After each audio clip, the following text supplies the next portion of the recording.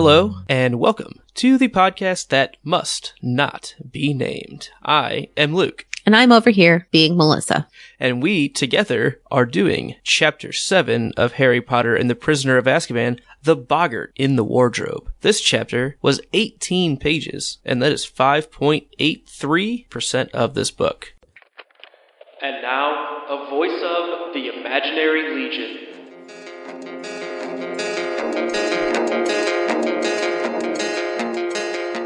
Chapter 7, Shapeshifter in the Closet. During a terrible potions class with Snape and the Slytherins, Draco really hams up his injury to gain even further special treatment.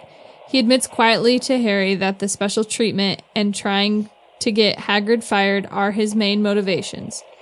Neville had a rough time with the potion they were concocting and was threatened by Snape to encourage him to do better. Dean informs Harry that Black had been sighted by a Muggle, but the Wizarding police had no luck apprehending the fugitive. Draco puts in his 2 cents that if he were Harry, he'd go after Black himself. At the end of potions, Snape feeds some of Neville's shrinking potion to Trevor the Toad, which works quite well. Snape takes points from Gryffindor for Hermione's intervention in Neville's potion making. After lunch, the Gryffindors have their first lesson with Professor Lupin. He instructs them on how to deal with Peeves the Poltergeist before taking them to the staff room. Snape and Lupin have a bit of a spat before the class is taught how to deal with Boggarts. Harry and Hermione answer a couple of Lupin's questions. Many of the other students are given a chance to fight off the Boggart in the closet. Towards the end of the line, Lupin steps in front of Harry before he gets a chance to take on the beast. Lupin gives 5 points to every student who participated. Afterwards, the kids revel in the experience and Harry feels left out.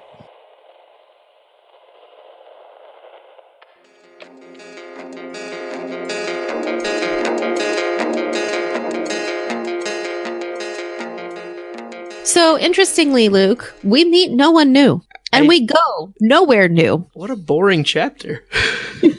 At least for our character introductions and locations. Yeah, I didn't see anything new on either of those items, on those lists. Do you have any magicabulary for us?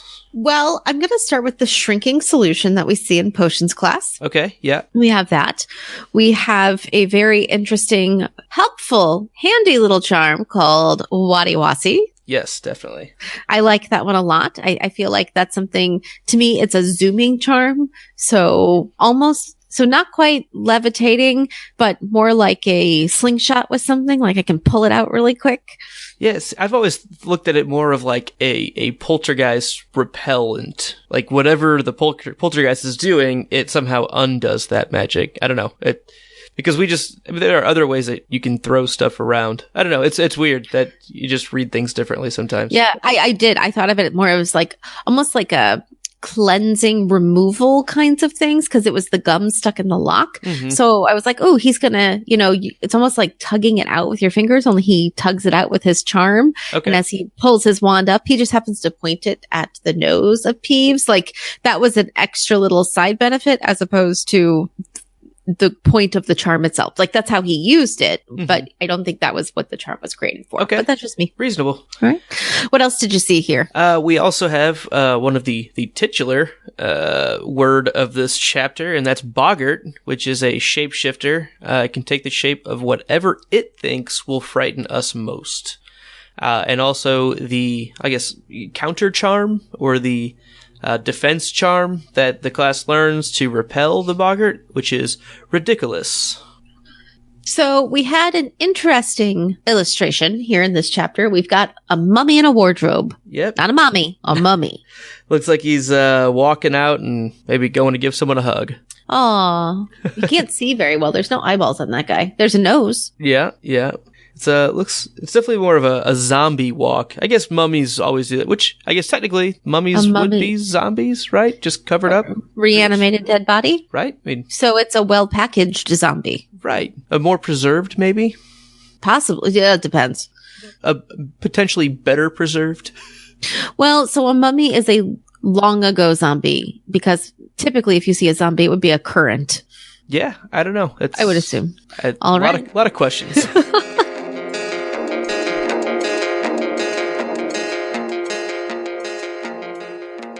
Let's move on to the topic. Well, I want to start by talking about Malfoy and his poor injury. I'm just so worried about Malfoy and his terrible arm injury.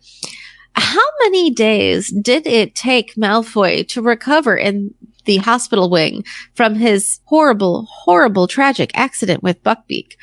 The answer to how many days is 0. Maybe like an hour. I imagine that Madame Pomfrey was quite capable of fully restoring him in maybe an hour. I mean, it took her just a night to completely regrow arm bones for Harry last year. I just don't imagine this gash would really be that difficult for her. It's only a flesh wound. It is but a flesh wound. Here's my thing, though. The very first line of the chapter says, Malfoy didn't reappear in classes until late on Thursday morning. That makes me believe that he's been out since Monday. He didn't go to classes with his slightly injured arm.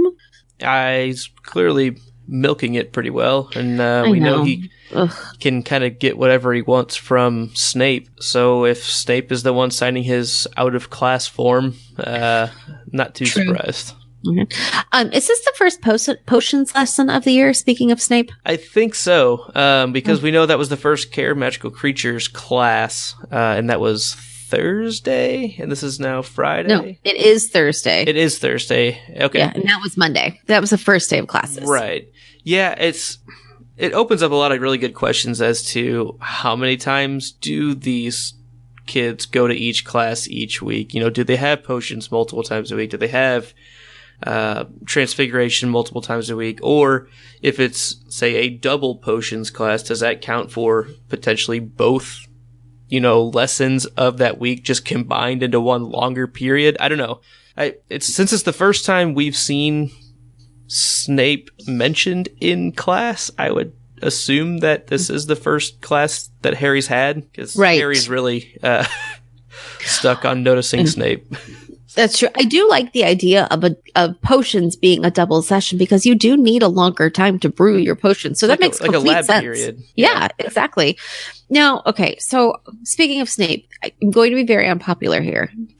Snape is really a jerk in this chapter. He is on high Snapeness in his being of Snape and being Snape-like. Snape alert. Yeah, it's really bad. Please in no way take my next thought for me to not appreciate just how terrible he is being to all the Gryffindors. He is being a complete jerk. However, I have found a little bit of redeeming qualities, because I tend to question the excellent teaching at Hogwarts. I tend to be a little wary of their qualifications and the content. So I just want to say that I think Snape has shown in this chapter slightly that he is good at potions, not good at peopling, but is good at potions, because he was able to look at Neville's potion and immediately tell what mistakes that Neville had made, just by looking at the color. Now, I am not saying that he couldn't have been nicer to Neville, but it's kind of cool that he knew exactly by the color what went wrong, and probably what Neville even did to make it go wrong. And now, if he was a nice enough teacher, he might actually help Neville figure out what he could do to fix it. So that's where the whole jerk part comes in. But it was kind of cool that he was able to tell just by glancing, this is what you did, this is how that happened, this is why that happened. He just needs some instructional strategies on how to teach with that moment then. So does this make him a good teacher? No, it makes him very good at his content subject area. Yes, high. He has very high content knowledge, which is an improvement over, say, Gilderoy Lockhart, or I don't know. So he has high content, just not the best delivery and understanding that, they're kids and they're you're actually supposed to teach. Like, that's right. your Like, job. and literally you learn better from making a mistake than you do from getting it right the first time. So, there's that. No, in no way saying he's a good teacher. I'm saying he's a very effective potions master. And that leads to a question that I have. Sure. Is there a specific qualification that he's earned that deems him potions master? Is that like an in the potions industry title that he's earned? Because we don't hear of McGonagall being a transfiguration master or Flitwick being a charms master. He's the only teacher only his subject supposedly has this, or he's the only one that's achieved this level of whatever. Yeah, he goes by Professor Snape, but he's also deemed the potions master. I don't know, but I like the idea of it being a lot like when teachers earn PhDs. Like, they're still a teacher, just like I'm a teacher, but they get to be called like Dr. whoever their names is. Whereas, so maybe that's it. Or, if you're national board certified, or you get the fancy little letters after your name, whatever it is, it's an extra title you've earned from more schooling. Right. I don't And know that's when why the schooling happens, but it's a good idea. I lean more towards it being a potions related thing, because I have no doubt that the other professors that I mentioned are at the same ability level in their respective subjects. So, I have a hard time thinking that Snape is better at potions than McGonagall is at transfiguration. Maybe, I don't know, but she's also been doing it for much longer, from what we can tell. But I also think, because there are some teachers who just have a little more, the word I'm thinking of is ambition, and that's not the right word because it makes it sound negative, but it's really It a only little sounds more negative in this book series. Ambition's not a Right. bad thing.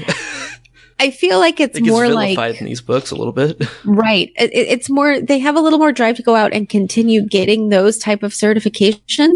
Whereas there are other teachers who do not. It doesn't make them a better or worse teacher because, it might make them a better teacher than what they personally were, but that doesn't make them better or worse than a teacher who doesn't, who might be an excellent teacher and just, doesn't have the time or the drive to go get these higher level things because they don't need it for what they're doing. Mm-hmm. Or maybe it's not offered in Transfiguration.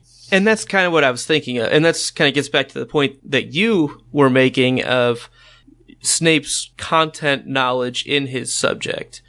If he is this potions master, I think he absolutely has to know what Neville did wrong. And yeah, he could use that as a better teaching moment, for sure. He's a garbage teacher. But I expect him to know, yeah, it's orange, you made this mistake. I think he should be able to go through every potion that he has in his syllabus and know what mistakes happen along the way. Because one, he's been doing it for a little while. And two, if you're like a chemistry teacher, you should know what the reactants are and, what goes wrong and all of that. Yep. So I think it should be expected of him.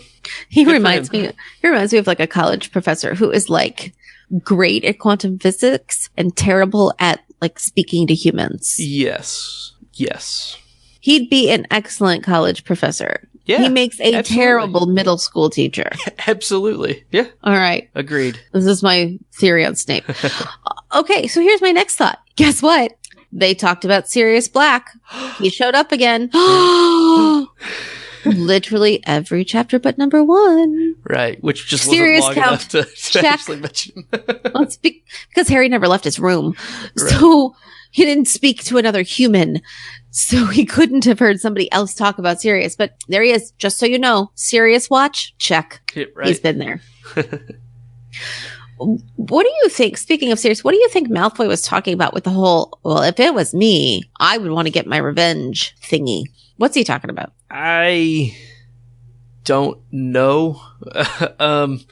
Malfoy always seems to know more than Harry. It seems like his father gives him a long leash of information. And I think it's only so that Draco can use that against Harry, like, no matter what it is. So I don't know if it's anything to really worry about. And maybe Draco doesn't even know. He just knows, hey, something's going on. And, I would imagine that he knows through whatever sources Lucius Malfoy has that Black is going after Harry. And so maybe he's making his own logical misleaps as to Or maybe, why, like- or I don't know. See, here's the thing. I don't really think it sounds like Lucius gives that much information to Draco based on what we saw between the two of them in book 2. So I almost wonder if it's just Malfoy piecing together little things he hears here and there and then blowing it out of proportion to Right, use yeah. it to gloat. That's reasonable. Yeah. Okay. You know who we do hear from? Who? Crabbe and Goyle. No, we don't. No, not words. Oh, okay. Not words. You Don't scared me worry. there. You scared It's me not there. words. I was like, I didn't see any. But they make audible laughs. Actual sound comes out from their own volition. I'm pretty Yeah, impressed. their own vocal cords. Yep, through their own choice. Yeah. They are so they are capable of producing sound. Okay, that's Just so you know, good. You know, I was worried. Crabbe and Goyle watch, check. Right. There's a lot of Checking off all my little things to watch. Exactly. I do like that Snape had the antidote to the shrinking solution. I thought that was funny, by the way. Yeah. The shrinking solution was really interesting, the way it works. It's not a physical size shrinking solution. It actually de-ages the toad into a Yeah, it's like tadpole. misnamed. Yeah, it seems like one of those types of magic that make it into the story that, hey, it's really neat, but it's maybe like too powerful. Like, I don't know. And you have 13-year-olds making this? Right. Like we're teaching them how to de-age things? Right. If it was like an NWN, Newt level course, An owl level? sure. Fine. But yeah, third years Mm-hmm. seems a little young. Or like, why do people age at all in the wizarding world? True. So, or maybe like it's not the shrinking solution so much as what JK had Trevor do as a shrinking. Like in my head, he should have been like a 3-centimeter toad. Right. Just a smaller scale of the exact same toad. You know, like Ant-Man. Exactly. A miniaturization. I know. See that I don't think it would have been as cool sounding in the story, but it would have been a little more reasonable for the potion being brewed. I mean, it's at the only time. magic, so. Oh, magic. I feel like that's the excuse for everything. Well, how does this happen? Well, I can't magic? logically think through it, but I know there's magic involved. So what happened? Well, this and this magic happened, Yeah. and then It's the All catalyst. It's the catalyst. right. Throw in sprinkle a little fairy dust, which is, I mean, I realize it's a little more complicated than that A little. in the fictional world that we're living in. Right. Yep.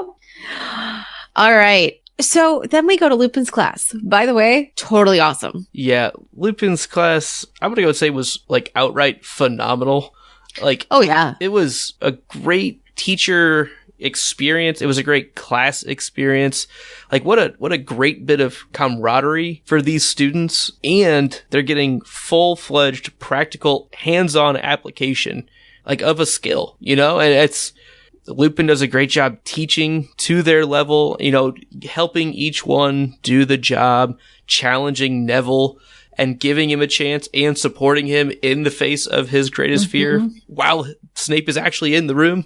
It was hitting all the high points, I think. Do you think he was going to choose Neville first, or do you think he purposely chose Neville to kind of spite Snape, saying, well, don't let Longbottom do anything. He messes it all up. And so he's like, don't pick Longbottom? Done picking Longbottom. Yeah, I think Got Snape it. basically picked Longbottom for Lupin. I think that's entirely what happened, in spite of Severus being in the room.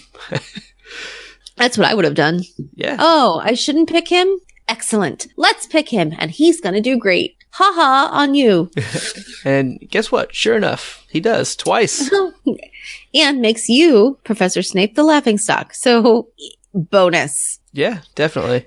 It's pretty difficult. So we've got the Boggart of Snape and of the eyeball and the mummy and other things. It's really difficult to laugh off something in the face of your biggest fear. Yeah, I mean, I would say that's like quite literally the opposite of what your gut is telling you to do.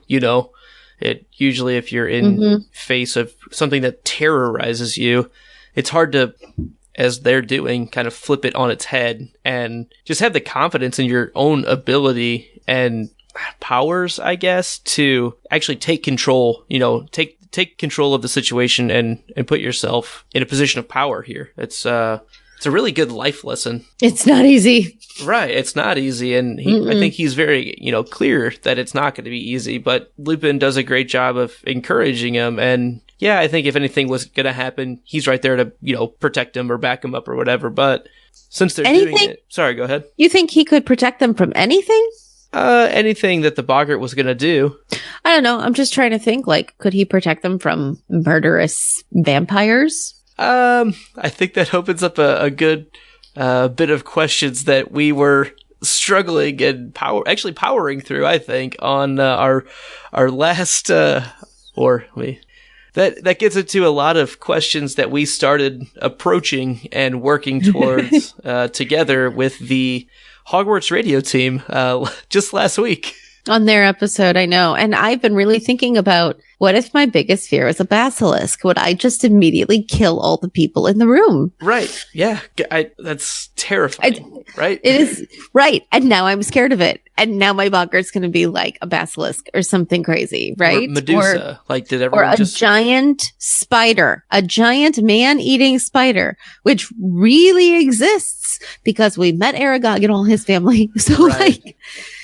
Yeah, and again, another question that we kind of got into on the Hogwarts radio is, are these Boggarts, can they actually do physical harm to you? Can they be fatal?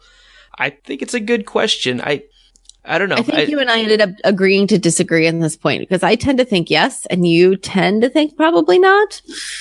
I don't were know. You fluctuating? I definitely recommend people checking out that episode of Hogwarts Radio and see where we end up disagreeing. But we do hope you listen to it and write into us and Hogwarts Radio and question all of us on Twitter.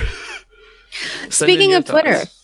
So, speaking of Twitter, where you can find us at Not Named Podcast, I had a conversation a few weeks ago with a fellow Twitter user named Oi with the Poodles, which I love the reference because it's a total Gilmore Girls reference. So I appreciate that. That's why I didn't get it. Okay. Right. I know. It's okay. You don't have to. I'll get it for us. But we had a whole conversation about who all was participating in the class, who got a chance with the Boggart. And the question was posed, well, how come it was only Harry and Hermione who didn't get to? And I posited the idea that I actually think there are more kids in Gryffindor than we necessarily see, or more kids in the room possibly than we see, because I believe there were more Boggarts listed than there were people named in the room. Incorrect. Okay, so here's what I know. I've got it. Okay. I know that we have named 5 Gryffindor boys: Neville, Seamus, Dean, Ron, and Harry.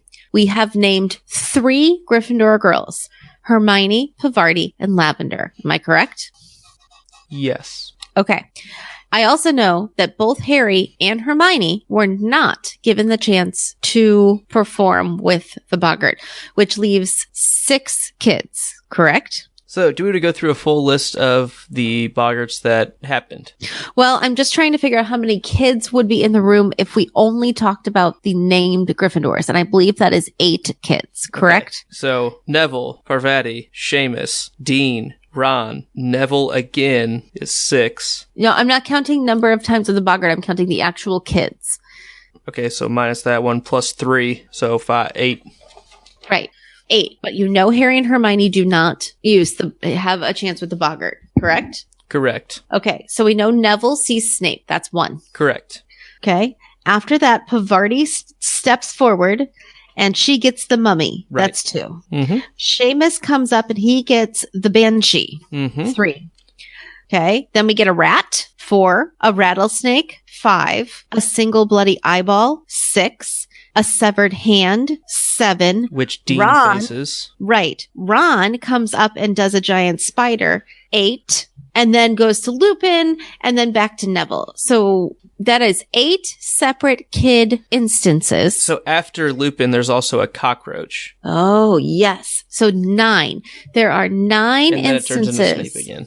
9 different things that kids do. Not Lupin, but students do, in a room that supposedly only has 8 students, 2 of which don't get a turn.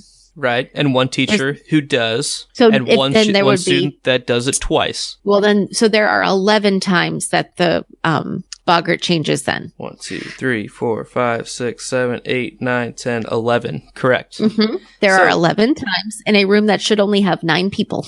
So the flaw in the counting is the way I read the 4th, 5th, and 6th Boggart instances is it turns into the rattlesnake, or it turns into the rat, it turns into the rattlesnake, and the bloody eyeball all in succession, quickly followed by a comment from Lupin saying, "It's getting confused now," which to me means it's changing of its own volition because it doesn't know what to turn into, because it's already faced 3 people in a row.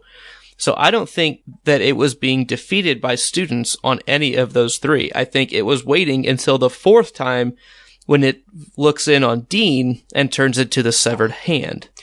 So you're saying that run of 3 was more just the Boggart flipping through scary things that it's done in the past. I'm going to try this. I'm going to try this. I'm going to try this. Oh, and I tried this and this landed on the kid. Yes. Same with the cockroach? Same with the cockroach, because it's right after Lupin does it and it's confused again, hits the ground, turns into Snape.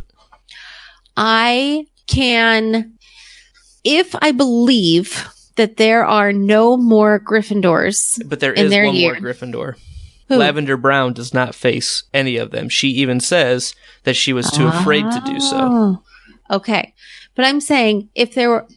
See, I still believe there might be some unnamed girl Gryffindors around. I really do. I have always felt that 3 Gryffindor girls is just not accurate enough because of the number of students who should be in the school and the number of students they say is like. But we've already talked about how these are lower numbers, and why does it have to be even between girls and boys every year? I'm not saying it has to be even. I just feel like there could very well be some unnamed Gryffindors in the back of the class, and this to me was always proof of that it had other kids that it was attacking, or maybe it can't be Ravenclaws, because later on, Lupin gives points to all the Gryffindors who faced he says 5 points. Where is that at? It says 5 points to Gryffindor for every person to tackle the Boggart. 10 for Neville because he did it twice. So it has to be just Gryffindors in the room. I just always assumed that there were more unnamed Gryffindors. Yeah, I don't buy it. I think we know all of the Gryffindors in Harry's year at this point. Okay. That's just how I've always read it. I'm not saying I'm right, but that's why it's so easy for me to dismiss that there are other kids in the class when I read this section, because it just seems like, it fits into, it's just changing into everything because it doesn't know what to do. It's confused. So that's how I read that. All right. I will give you that then. I do like... With your question, though. Yes. Are there potentially more Gryffindor girls in Harry's year? I'm not saying this is canon, but I did look on Harry Potter Wikia just out of curiosity. And see what they came up apparently there are 2 more girls. Apparently there are 2 more girls never mentioned in the books. I don't think they were even in the movies. I think they were from the video games. The Warner Brothers produced video games. But there's a girl named Faye Dunbar. And the last girl in the class would be called Faye's friend. I don't know. I just thought it was worth mentioning that if you are an avid Harry Potter video game player, you might know Faye Dunbar and her friend. So I thought it was worth mentioning. I'm not buying That's really funny.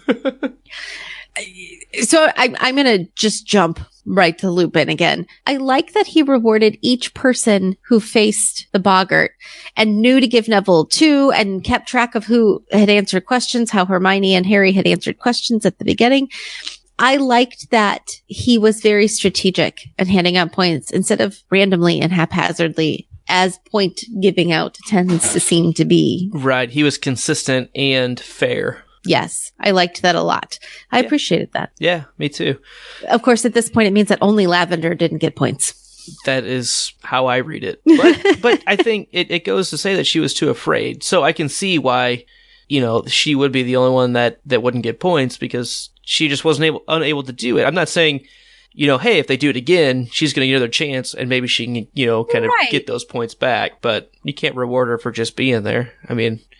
But hopefully she uses that as a motivation to be able to face her fear better next time.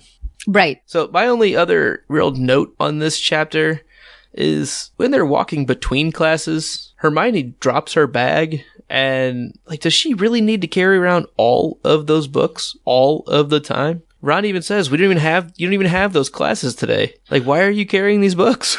Maybe she doesn't ever clean out her bag. I guess. I don't know. I tend to be somebody who carries everything with me, even if I don't need my stuff. That's why my bag is huge.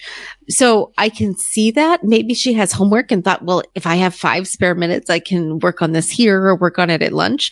But at the same time, who knows? Like, it's Hermione. Or maybe she had those classes that day and we just missed that and Ron wasn't paying attention. Yeah, I don't know. He seems to be paying a lot of attention to her. Yeah. I think he's like, he needs to mind his own business. She is fine. She does not need you like hovering and questioning her stuff. Yeah, I don't know. We'll see. That was just my final note on this chapter. Okay.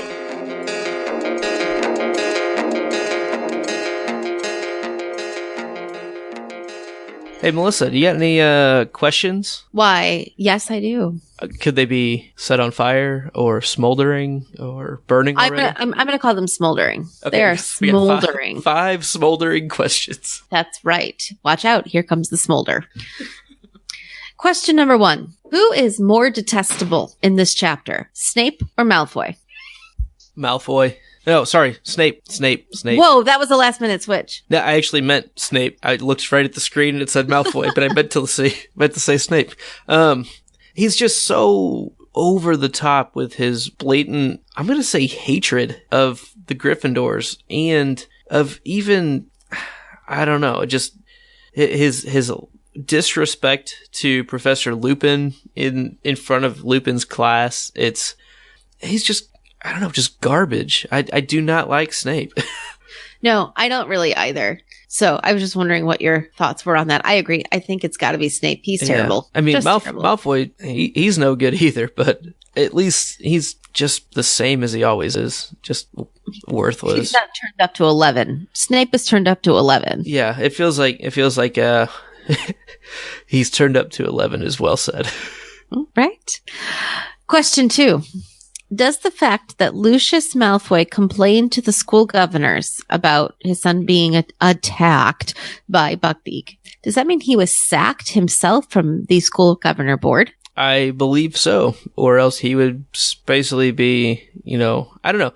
I guess even if you are a school governor, you would complain to the other school governors, but it seems like that would be specified that you're on the same level as them. That, I don't know, just the way it's worded, it makes me think he's no longer a school governor after the bribery and all of that last year. I think I always just assumed that he wasn't. Between the end of book 2 and then this part here, I kind of just assumed that they went together, I don't know. I feel like it says it. I'm going to do a quick search. Okay. No, it doesn't. No? Okay. Well, at least at this point, it doesn't say anything. Dumbledore's only been suspended by the governors. I did shall be back. The governor suspended you, but you still saw fit to return. The other 11 governors contacted me today. He's complained to the school governors and to the Ministry of Magic. And then it goes to later. So, yeah, it doesn't specifically say that he's no longer one, but the way it's worded makes me think that he's maybe fallen from grace just a little bit. At least I hope so. That would be lovely. All right, question 3. What bird would you wear on top of your head? I have to wear a bird on my head. You do. As per Neville's grandmother. I mean, owls are pretty cool. Peregrine falcons are pretty cool. An emu would probably hurt your neck because they're huge, like an ostrich too. Yep. Turkeys would be interesting. Peacock? A peacock would be... I don't know if I'm flashy enough to pull that off, though. I don't know. No, you're not. I don't think I am. A phoenix might, singe your head if it has a burning day. It could be interesting, though. And really, would you want to stuff a phoenix? Well, you just said, what kind of bird would you wear? You didn't say it was stuffed. I was looking for live birds here. No. See, it's a stuffed vulture because that's right. So I was just answering the question here. Like the idea of having to stuff a phoenix, you'd be waiting for literally forever for it to die. Because, it just wouldn't happen. I don't think you could. Can you actually kill if never mind. I'm not gonna get into that question. Pull yourself back in, man. Yeah, well, you just almost got me going off the deep end on some philosophical stuff. I'm gonna go with a parrot, a macaw. Excellent. I like macaws. They live to be about 80, so I probably won't have one stuffed in my lifetime. True, unless you find an old one. Yeah. Pardon me. Do you have an old macaw? I'm looking for a 70-plus-year-old macaw. I want it to die of natural causes because I'm not going to kill it. No, definitely not. Yeah, but I'm going to, help him on his there way you go. out. There, I'm going to honor him. Honor him. I'm not going to help him on his way out. That would be literally killing him. That's not what I'm talking about. No, not the same. I've decided. So I have two options for my bird. I would like an eagle. Okay. And I think that would be awesome. Yeah, definitely. But I have a very weak neck, like Dr. MRI proved, very weak neck. So I'm going to go with hummingbird. There you go. That's a smarter choice for you. Mm-hmm. I can put on a headband. Yeah. It'll hummingbird. Yeah. That's what I'm going with. Smart choice. There you go. Question 4. What do you think Hermione's Boggart would have turned into, given the chance? If Hermione was given the chance to face the Boggart, I really believe that Ron would be correct in this chapter, that it would be Professor McGonagall saying that she'd failed her tests, or, that she had a failing grade in a class. I really think that is her biggest fear. I don't know how she combats that, but I think Ron is correct on this one. There you go. I don't really have an answer to it. Good answer. I think, it really would be like failing at everything. Mm-hmm. Yeah, that is her driving force, is she does not want to fail at things. And right. I get that. That's yeah. All right. Question number 5. What would your Boggart be, and how would you make it funny? That's a really tough question. Well, so we've had a lot of conversations, and if you've listened to our conversation on the Hogwarts radio episode from 2 weeks ago, I'm going to give a little caveat. I'm going to say, if you were still a kid, what would your Boggart be? Okay. All right. That'll be easier. When I was young, I was absolutely terrified of both spiders and snakes. I think that's a fairly common set of things to be afraid of. I think a lot of people don't ever get over that a lot of times with good reason. If you live somewhere where there's dangerous spiders or dangerous snakes, pretty good choice to go ahead and maybe not be afraid, but, respect their distance. So, how to make him funny? I think the roller skates on the snake or on the spider is really funny. And actually, I'm going to pull a movie reference here. There is a giant cobra that comes out, and right when it's getting ready to rear back and attack, it turns into a Jack-in-the-Box head, which is creepy in its own way, but it's definitely funnier. I don't know. What about you? So, not my current Boggart, but when I was a kid, I was always scared of like the monster in the closet. Mm-hmm. That was always like a big fear of mine. And definitely the movie Monsters, Inc. has helped me not have that fear. That's a good way to do it. Yeah. But if that were mine, still, the Boggart comes out. It's this big scary monster, but it would make like squeaky dog toy noises every time it walked. Okay. Squeak, squeak, squeak, squeak, squeak. You can't help but laugh and like giggle at little like dog squeaky toys. If they're biting their stuffed toys, got that squeaky in it. Oh yeah. That's how it would walk. Pretty reasonable. That's yeah. I can't help but chuckle at that. That's pretty good. See? All right.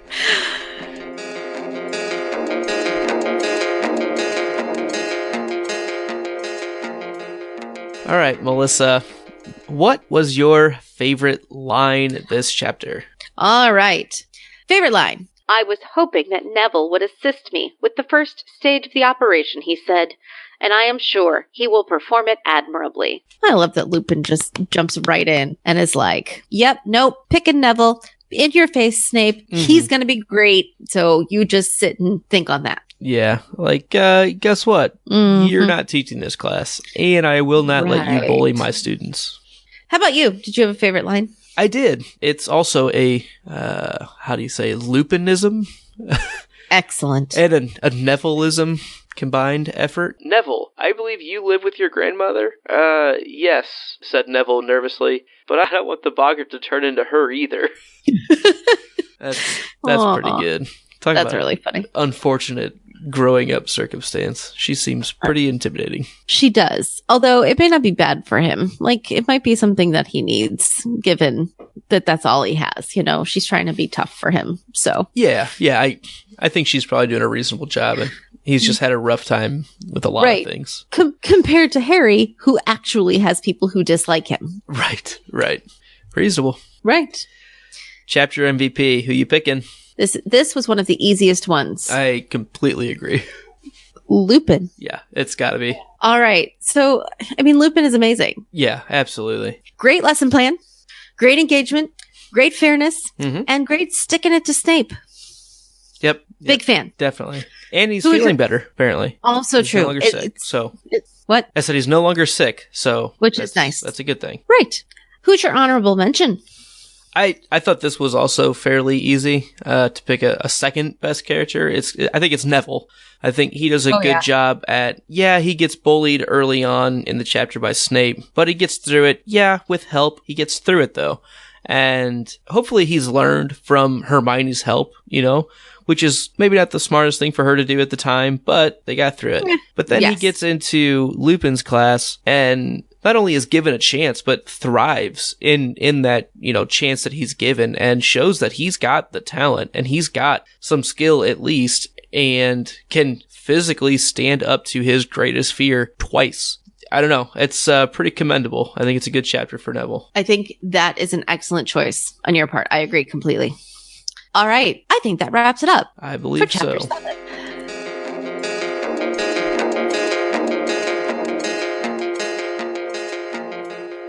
Ladies and gentlemen, we really appreciate you taking your time out of your drive or your day or whatever it is that you listen to podcasts to join us. We would love to hear from you. Please send us your questions and thoughts. Best place to get hold of us is on Twitter at Not Named Podcast. We do check our email at thepodcastthat@gmail.com.